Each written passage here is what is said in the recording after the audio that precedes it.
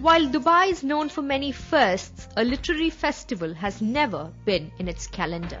But this year broke that blockade as well, and the first ever literature festival was held last week amidst the perfect desert setting. Many authors marveled at a literary festival being held in a posh hotel.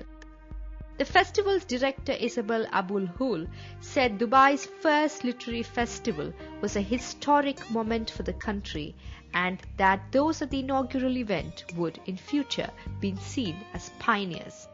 My dream is that someone who is here today at one of the 51 sessions that are being held at Eiffel will be inspired to write, and that 20 years from now, 10 years from now, 5 years from now, that person will be on your TV and saying, I was inspired at the Dubai, at the Emirates Airline International Festival of Literature. I saw an author, and after I'd listened to him, I went away and wrote my book.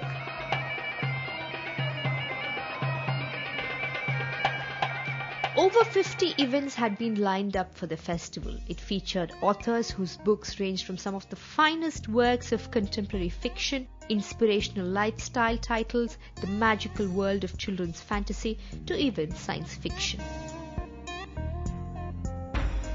The landmark cultural event was also packed with an exciting lineup of exclusive EAIFL book releases, in addition to savouring a rich showcase of the local talent and fringe activities.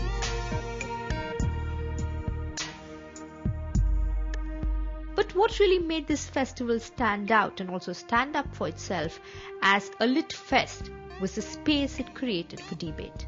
Public debate as a method of learning is usually absent in the learning circles of the Middle East. But no lit fest, true to its salt, can be without a vibrant discussion. The first day of the festival itself saw an interesting discussion on what prizes did to authors. Kate Moss mediated this discussion.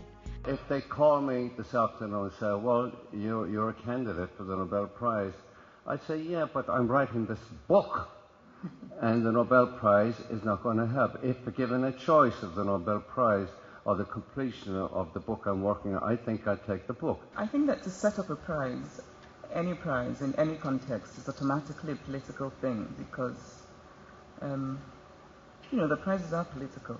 I think that there are fantastic books that haven't won prizes and probably will never win prizes.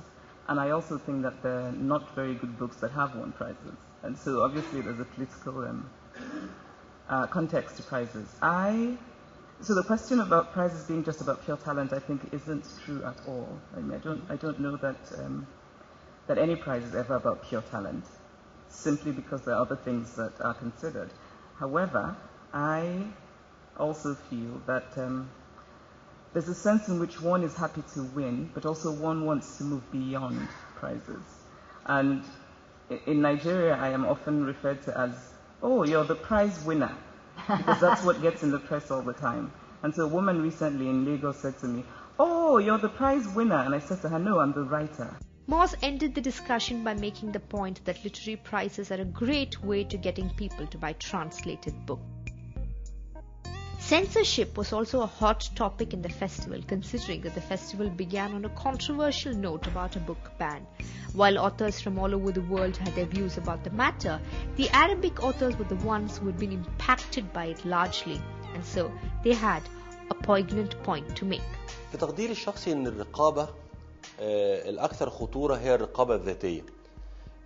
هو الرقابة اللي الكاتب يحطها على نفسه أثناء كتابته. الحقيقة إنه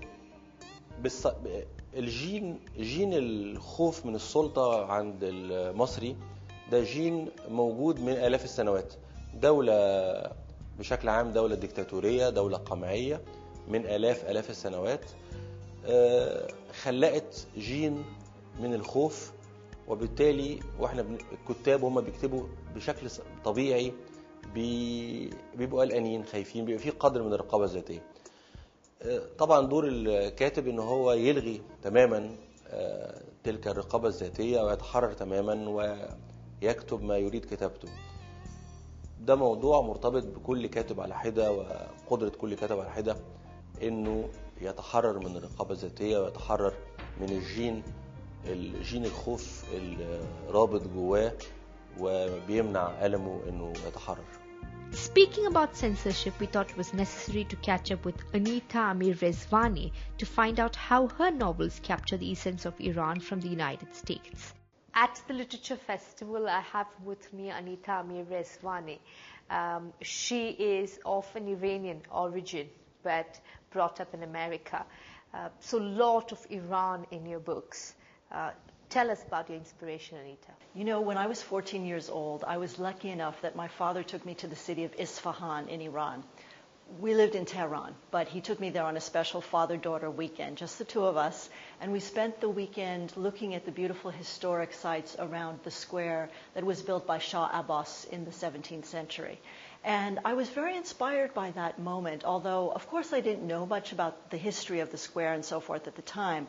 I later began to do research and decided when I was writing my book to set it in that amazing time period. How do you find it, because of the eternal conflict that seems to be there between the US and the Middle East?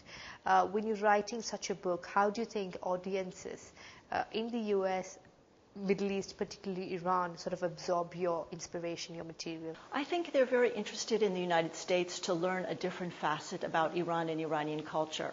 A lot of the subject of my book is about carpet making, and as you know, handmade carpets from Iran have always been popular in the West for a long time. But the details of how the dyes are made, how the designs are created, how the carpets are actually knotted one knot at a time, these things I don't think most people know except for specialists in the field, and yet they're quite fascinating. So I was happy to bring something about Iranian culture to Americans these days, because many Americans, of course, don't go to Iran anymore. 30 years ago, before the revolution, there were many Americans who traveled there, worked there, got married there, studied there, and vice versa. And it's a big loss, I think, that that doesn't happen anymore. And also, you know, many Middle East authors, women authors, write about the struggle of women, be it in Saudi Arabia, Iraq, Iran. But a poignant thing about this is that they're not in the country when they're writing. They tend to be either in the US or in the UK. Do you think an escape is necessary to bring out the true picture? I'm not sure it is, because I think there have been writers in Iran in modern times who have written about these problems, definitely. So I don't think it's absolutely necessary, but I think what it does provide is some perspective on matters. So when you leave and go elsewhere, or when you're brought up elsewhere, as I essentially was, you do tend to look at things from a different point of view, and I think that can be helpful in writing. Most important to me is to have many different perspectives from many different places. And since 1979, there, of course, has been a diaspora of Iranians to different cultures, whether it be in Holland or the United States or many different points of the world.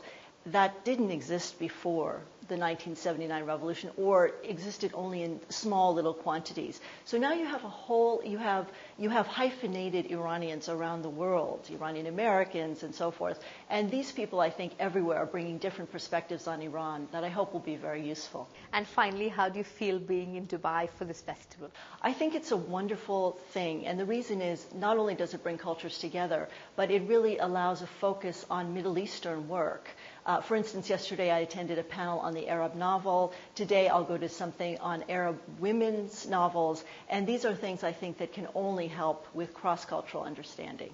Right, Anita, thank you so much for joining us on NDTV. Thank you.